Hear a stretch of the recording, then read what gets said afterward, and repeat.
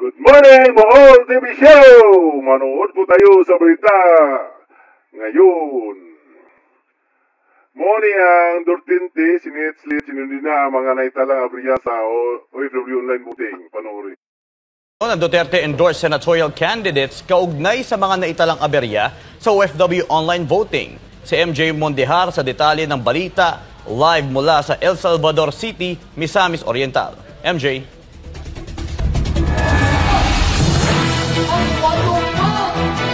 Franco, mayong gabi, gikan diri sa El Salvador, Misamis Oriental, punong-puno ang schedule ng Duterte senatorial votes na nagpapatuloy na campaign trail para sa 2025 midterm elections. Inula ng reklamo mula sa overseas Filipino voters ang umano'y iba't ibang aberya. Atong suportahan ang SMNI News kay sila rin ang masaligan nga news karon nga panahon na diri sa Pilipinas. Ang uban dili nila ibalita ang tinuod.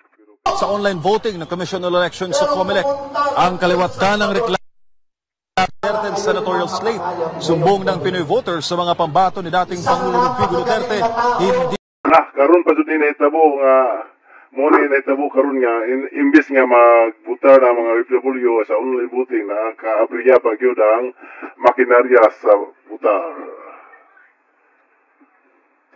Tugma ang mga pangalang kanilang ibinoto sa nakasulat sa resibo. Ang posibilidad ng election fraud mapapanood sa viral video na ito. Ayon sa grupo, hindi makatarungan ang nangyayari sa boto ng mga Pinoy o Pinoy abroad kung ito may na mga kasagaran OFW imbis nga magbutar sila karon sa online na tungnabig nga na bariya. Totoo. Sa kabila ng isyu ng pandaraya, nanawagan naman ng Duterte Senate slate sa Pinoy voters na huwag ma-discourage at bumoto pa rin sa eleksyon. Narito ang pahayag ng Duterte Senate slate. OFWs go. Grabe ang mga Duterte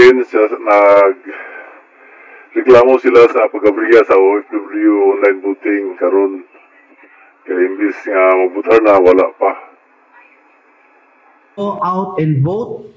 Pumunta kayo sa consulate and demand respectfully for the enforcement of your right to cast a physical ballot.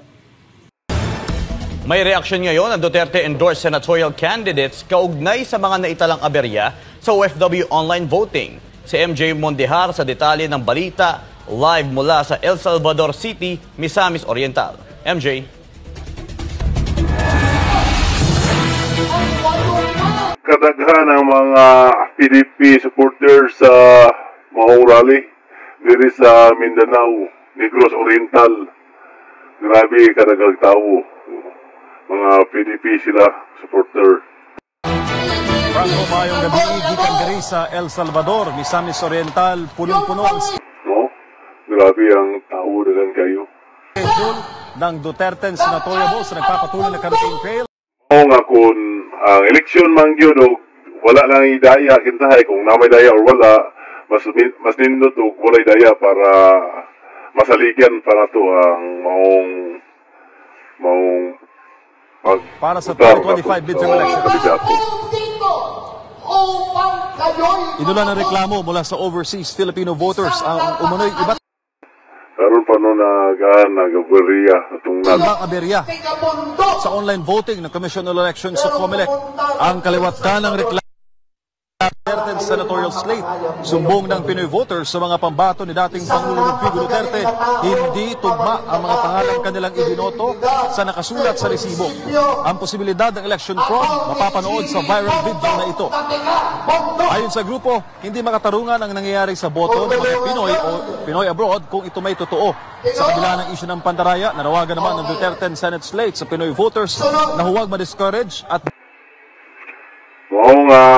kita magbinantayay sa panahon sa eleksyon para successful ang atong pagbutar.